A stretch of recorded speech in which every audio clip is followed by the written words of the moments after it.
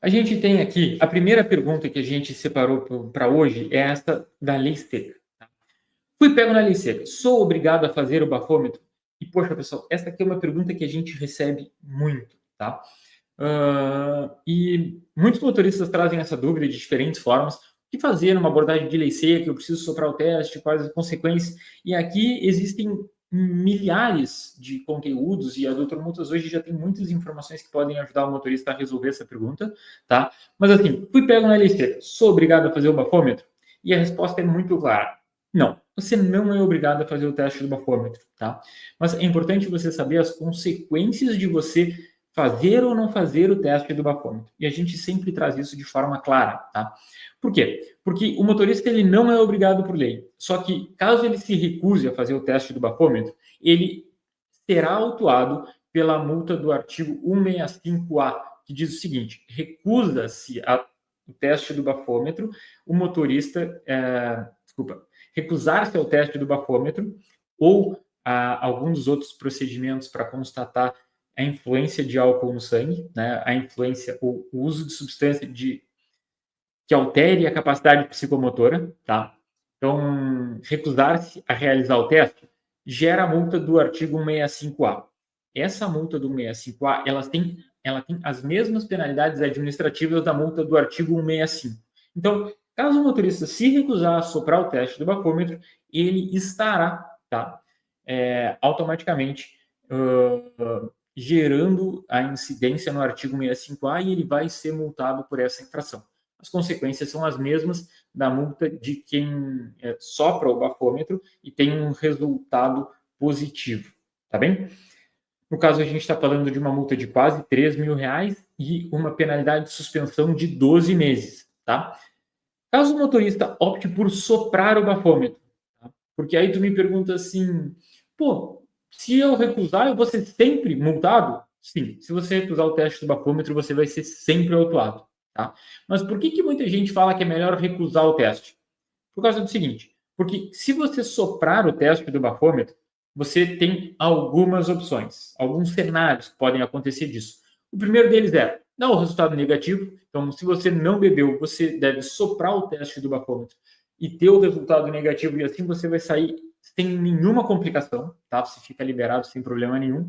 Mas se você soprar o teste do bafômetro, fazendo aqui a lei seca, né? Fazendo o teste do bafômetro, podem ter dois resultados diferentes, tá?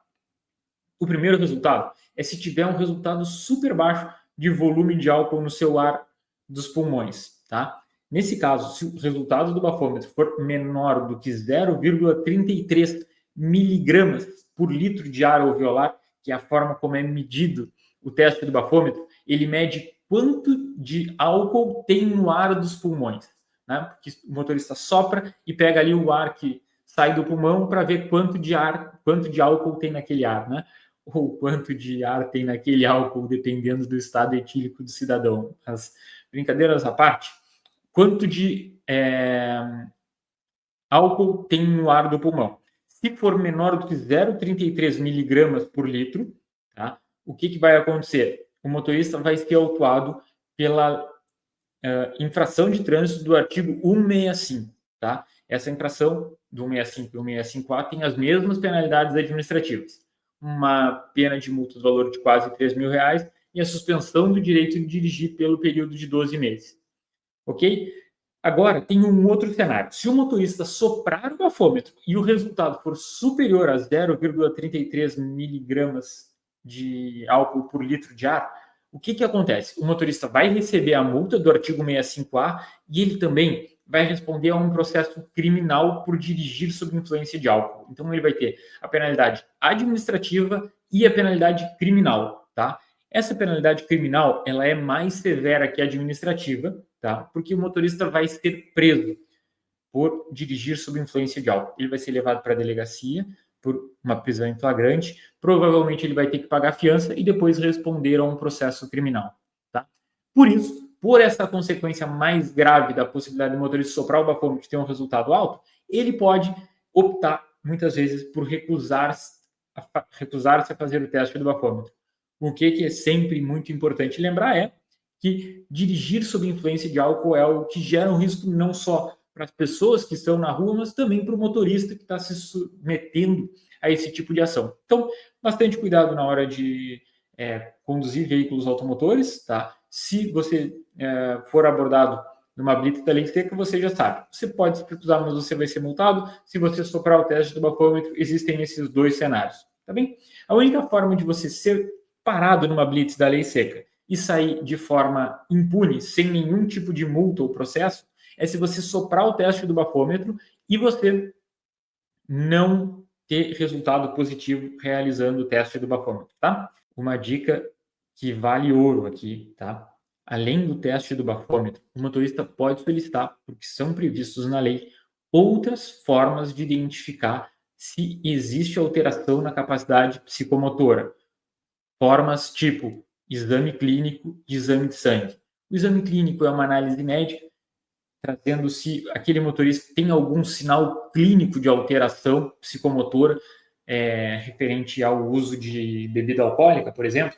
A gente pode trazer aqui fala embargada, andar trôpego, hálito etílico, olhos vermelhos, enfim, existe uma série de características físicas que pode fundamentar aí, a partir de um exame clínico, o estado etílico do condutor. E também a gente pode ver aqui essa percepção através de um exame de sangue, né? Que também pode apurar aí a quantidade de álcool que teria, não no ar, mas daí no exame de sangue também tem essa previsão lá na lei.